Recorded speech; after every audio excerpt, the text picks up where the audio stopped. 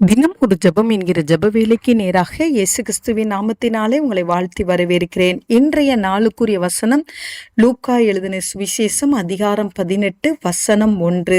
சோர்ந்து போகாமல் எப்பொழுதும் ஜெபம் பண்ண வேண்டும். நாம் யாவரும் கண்களை மூடி தேவனை நோக்கி ஜெபிப்போம். எங்களை நேசிக்கிறதான நல்ல தகப்பனே, இந்த நாளுக்காக நாங்கள் நன்றியோடு உம்மை ஸ்தோத்தரிக்கிறோம். ஆண்டவரே, கர்த்தர் கொடுத்த வார்த்தைக்காக நாங்கள் நன்றியோடு உம்மை துதிக்கிறோம் சுவாமி. இந்த கால வேளையில தேவனை துதிக்கிறோம், ஸ்தோத்தரிக்கிறோம்.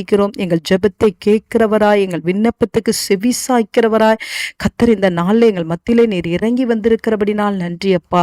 ஆமாண்டவரே, சோர்ந்து போகாமல் ஜெபிக்க வேண்டும் என்று சொல்லி ஆண்டவரே கர்த்தர் ஒரு ஓமையை சொல்லி ஆண்டவரே உம்முடைய பிள்ளைகளுக்கு நீங்க கற்றுக் கொடுத்தீங்க. அந்த பொல்லாத நியாயாதிபதியே தன்னிடத்தில் வருகிற ஆண்டவரே அந்த விதவைக்கு ஆண்டவரே நியாயம் செய்யும் பொழுது ஆண்டவரே நீர் ஆண்டவரே எங்களுக்கு ஆண்டவரே நாங்கள் சோர்ந்து போகாமல் நாங்கள் எந்த காரியத்தை குறித்து கேட்கிறோமோ அந்த காரியத்திலே சீக்கிரமாக எங்களுக்கு பதில் தந்து எங்களை ஆசீர்வதிப்பீங்க, அதற்காக நன்றி.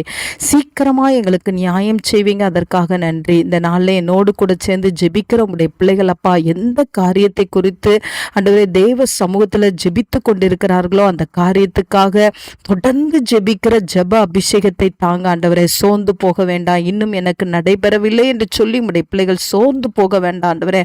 தொடர்ந்து நாங்கள் தேவ சமூகத்தை நோக்கி கூப்பிட்டு கொண்டே இருக்கும் பொழுது ஆண்டவரே கர்த்தர் ஆண்டவரே எங்க பக்கமாய் சாய்ந்து எங்க கூப்பிடுதலை கேட்கிற தேவனாய் நீர் இருக்கிறீங்க, அதற்காய் ஸ்தோத்திரம் ஆண்டவரே.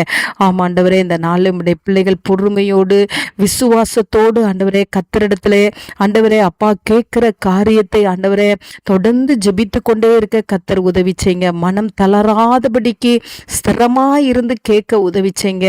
பொல்லாத மனிதனே சீக்கிரமாய் நியாயம் செய்யும் பொழுது ஆண்டவரே உம்முடைய பிள்ளைகளுக்கு நீங்க நியாயம் செய்வீங்க, உம்முடைய பிள்ளைங்களுக்கு அற்புதத்தை செய்வீங்க, உம்முடைய பிள்ளைகளுக்கு சுகத்தை கட்டளையிடுவீங்க, உம்முடைய பிள்ளைகளுக்கு விடுதலையை கொடுப்பீங்க, உம்முடைய பிள்ளைகளுக்கு ரட்சிப்பை அருளுவீங்கப்பா.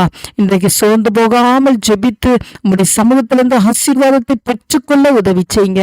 இயேசுவின் மூலம் ஜெபிக்கிறேன் நல்ல பிதாவே. ஆமேன், ஆமேன்.